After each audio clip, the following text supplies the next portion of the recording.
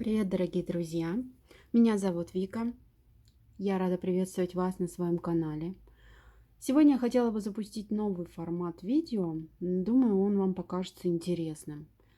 Моя идея заключается в том, что я выбираю определенный предмет, или, как сегодня, животное, и подыскиваю специально в интернете бесплатные мастер-классы и вяжу для разнообразия по 4-5 из них. Ну и, конечно же, все ссылки на данные мастер-классы я опубликую в инфобоксе внизу, для того, чтобы вы тоже могли воспользоваться ими. Сегодня мое видео посвящено Сиба Ину. Это такая милая японская порода собак, которая была объявлена аж в 1936 году национальным достоянием Японии. Представляете себе? И иероглиф, который читается как Ину, в русском языке обозначает всего лишь собаку или пса. А вот Сиба имеет несколько гипотез происхождения. Одна из них – это пучок травы. Ну, я так думаю, что из-за того, что цвет шерсти Сиба Ину напоминает цвет пожелтевшей травы. А другая гипотеза гласит, что Сиба происходит от старого местного значения слова «маленький». Ну и, соответственно, мы можем представлять, что название собаки данной либо звучит как «маленькая собака», либо как собака пучка, собака цвета травы, да. Так, вот, что еще я хотела сказать про Сиба Ину. Она принадлежит к одной из древнейших пород Японии. Очень умная собака, так как быстро понимает, чего от нее хочет хозяин. Но если требования хозяина расходятся с ее личными взглядами, то она приложит максимум усилий для того, чтобы поступить по-своему. То есть такая своеобразная, да, собака. И вообще она похожа больше по поведению своему на кошку и по характеру, потому что упряма и независима, но зато она невероятно чистоплотна и самодостаточна, так как может занимать себя часами, может смотреть в окно на улицу или играть в свою любимую игрушку. Но вдруг, если она напакостила, и вы застали ее за таким действием, она приложит максимум усилий для того, чтобы избежать наказания, и будет и кататься на спине, и квакать, и хрюкать, и строить разнообразные смешные рожицы, используя мимические мышцы. И благодаря именно таким рожицам она и стала популярна в аниме-картинках. Вы можете видеть, как часто ее рисуют, используя ее такую способность. И, как правило, если уж изображают собаку, то это Сиба Ину. Ну и сегодня у меня для вас 5 отвязанных Сиба Ину по разным 5 мастер-классам. Русскоязычных из них всего 2. И, на мой взгляд, они самые удачные.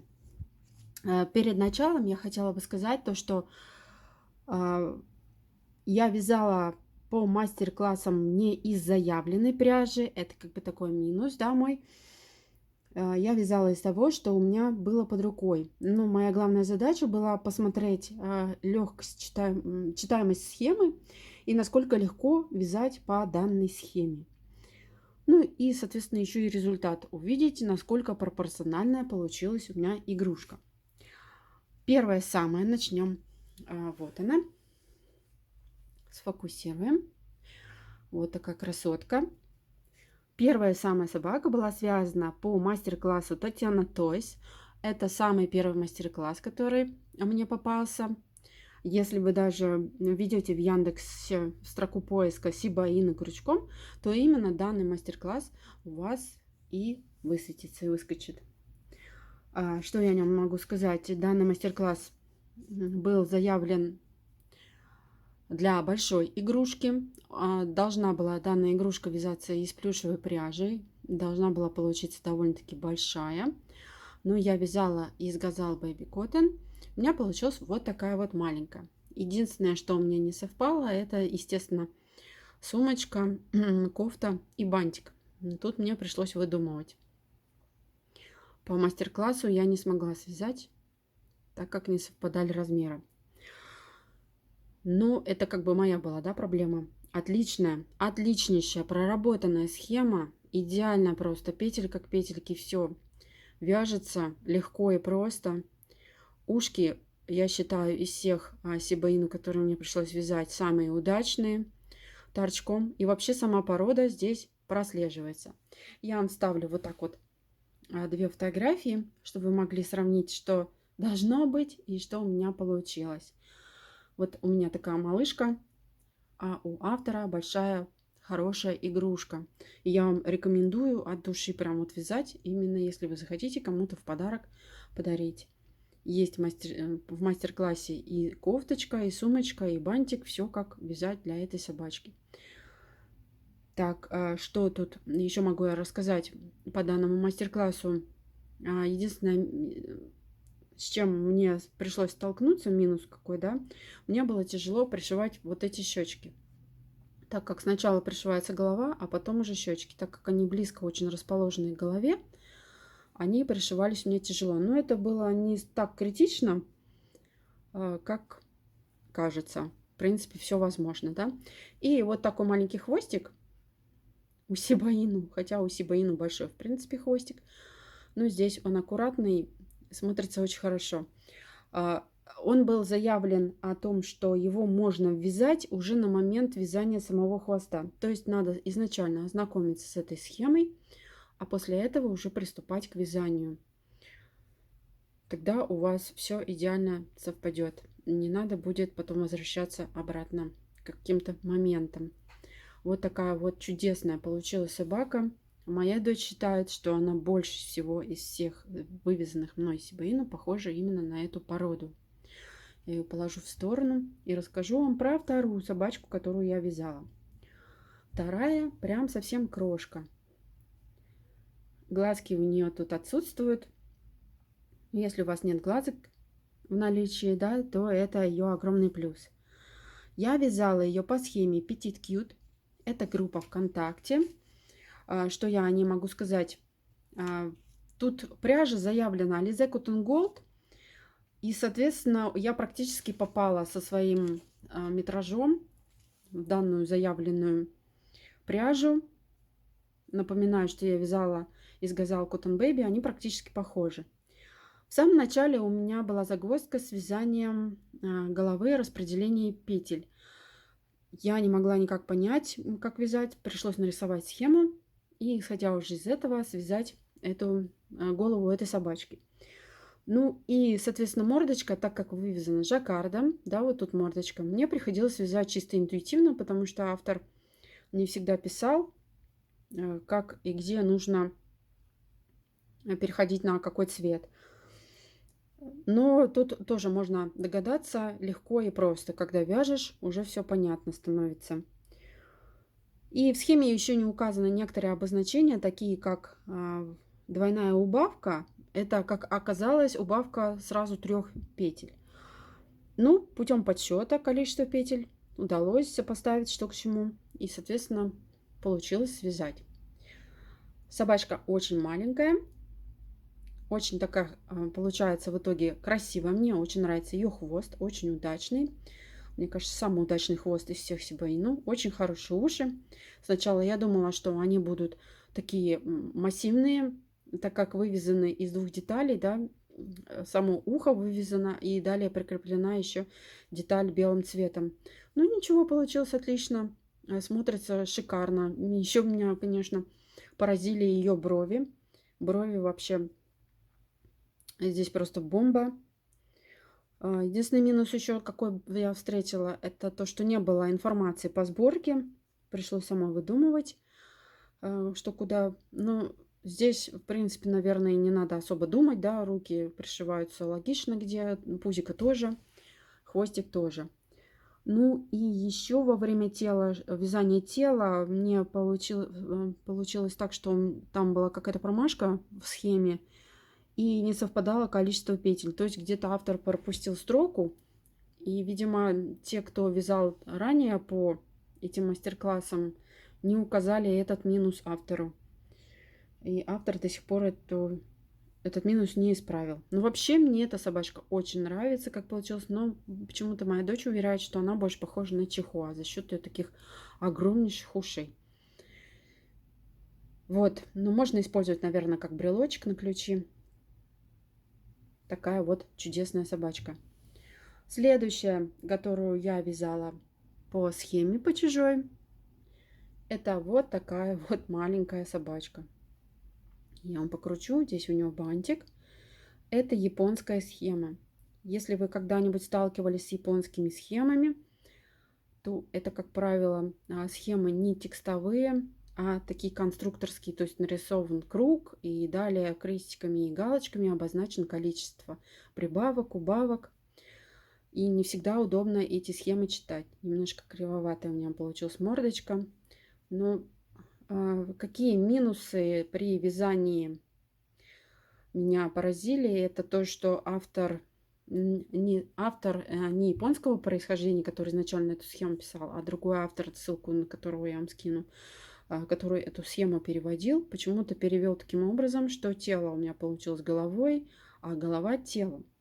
Ну, это был, когда я уже ее пыталась собрать, я не могла понять, почему у меня не совпадает с картинкой. Картинку, как всегда, я вам вставляю тоже сбоку. Она не сильно похожа на то, что должно было получиться, но все равно довольно-таки милая, да. Не было еще также описания хвоста, поэтому хвост я частично взяла, наверное, от этой собачки. И вот они похожие по количеству петель. Ну, соответственно, и пришила. Так, что тут еще такое? Ну, то, что голова оказалась туловищем, я уже сказала. И щеки, которые были заявлены в вязании, оказались грудкой. Это не были щеки, это была грудка. Минус, который мне не нравится в этой собачке, это огромное количество пришивных деталей. Так, вот я посмотрю, чтобы она вот так сидела. Она отлично сидит. Такая вот. Покручу вам ее. Но все детали, абсолютно все, надо было пришивать. Лапки, передний и задний, хвостик, грудку, нос и уши. Да, по сборке сборка этой собаки занимает гораздо больше количество времени, чем ее вязание. Но тем не менее, возможно, она вам понравится, и вы свяжете для себя точно такую же. Так, откладываем ее в сторону. Следующая собачка, которую я вязала, это вот эта вот. Чуть-чуть я сейчас камеру подниму, чтобы она у меня в кадр влезала. Так. Вот, на мой взгляд, эта собака похожа просто на собаку. Но никак не на Сибаину. Тоже вставлю вам рядом картинку, что должно было быть и что вышло у меня. Вот так вот. Так, сейчас скажу вам, я вязала эту собачку по схеме Мяу Амигуруми Ком. Эта схема представлена тоже бесплатно на английском языке, но в принципе там все понятно, как ее вязать. Так, сейчас секундочку, я посмотрю, сориентируюсь, какие у меня были минусы. Вот. Во-первых, я эту собаку связала, как ни странно, не с первого раза. Заявленная пряжа была здесь Ярнард, и у меня тут совпала пряжа полностью. У меня была желтый Ярнард, желтый именно цвет был, и белый, да. Но крючок был здесь двоечка. И когда я начала вязать на двоечке первый раз, у меня получилась какая-то грушеобразная голова. И я думала, что я где-то ошиблась, вероятно. Взяла уже другой крючок 2,5 и стала ее перевязывать. Но когда я уже все равно ее перевязала, у меня все равно эта собака получилась не с круглой головой, как у автора. И я поняла, что у нее круглая голова в принципе получиться и не может, так как тут идут вот в этом месте, где щечки, прибавки в огромном количестве на формирование щек. И она не может быть круглой по самой схеме. И, вероятно, либо автор перепутал схему, либо вязал ту собаку, которая на фотографии, по другой схеме. Но у меня здесь схема совершенно не совпадает. Здесь у меня немножко были проблемы с вывязыванием жаккарда, так как я немного не понимала, что автор имеет в виду, когда про какую-то конкретную петлю пишет. То есть тут надо было провязывать петли не совсем обычным образом, но тем не менее я постаралась сделать, чтобы у меня все выходило здесь ровно, но не всегда это, видимо, получалось. Если смотреть по спине, то вы видите, да, жаккард полностью сместился, хотя по переду все вроде бы ровно. И у меня был такой прям вопрос, почему автор заморочился так сильно с жаккардом на морде, вывязывая ее, но не стал заморачиваться с жаккардом на животе. Можно было то же самое сделать и на животе, да? Вот. В принципе, игрушка милая, но на сибаину совсем не похожа, как я уже говорила. И касаемо ушей, вот я поближе вам покажу. Здесь ухо тоже вывязано жаккардом. То есть вы провязываете петли белым, чередуя с желтым. Все это прячете нитку. И это было очень проблематично для меня, но это тоже просто тяжело вывязывается таким образом. А так, в принципе, собачка симпатичная. Ну, единственное, что не похожа на сибаину. Вот такая вот работа. Это у меня 4-я собака, да, и 5-я собака. Я вам сейчас ее посажу и немножко камеру опущу. Так как она у меня черная, может быть, ее видно хуже. Сейчас сделаем вот таким вот образом, чтобы было видно авторскую работу и мою работу. Так, эта собака вязалась у меня по схеме Оли Холли. Она тоже на английском языке.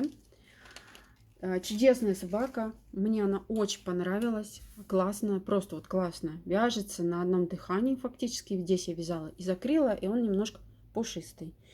Единственное, что я не стала делать, это так вывязывать ее нос. Мне показался у автора нос очень толстый. Я не захотела такую здоровую такую блямбу пришивать на нос. И просто его вышила вот таким вот образом, да. И глазки у меня расположены немного в другом месте. Но здесь уже ориентировалась по самой собаке, где было бы логичнее ей вставить глаза.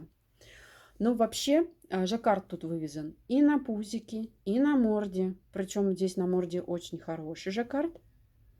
Ну, у меня почему-то он тоже так же сместился. Видите, да, вот сюда ближе. То есть он сюда вперед более уходит. А здесь с этой стороны, с левой стороны он уходит больше назад, на затылок. Но здесь очень хорошо проработана форма задних ног. Сначала я даже не поняла, что это такие за ноги у нее. Очень засвечивает сильно. Ну, здесь не видно, но если вы вдруг будете вязать, не пугайтесь такому стилю вязания. Эти ноги дают ей возможность отлично сидеть. Единственное, что моя вот эта сибаину не похожа на сибаину, а больше похожа, наверное, на хаски, я так думаю. Хотя сибаину в природе встречается черного цвета, но моя связанная на данную сибаину не похожа. Так, ну и что, вот кроме того, что она хорошо сидит, она еще миниатюрного довольно-таки размера. И единственная у меня загвоздка была с хвостом. Вот я поближе покажу тоже. Попробую его, чтобы он не так сильно засвечивал. Нет, не получается. Ну вот, может, так видно.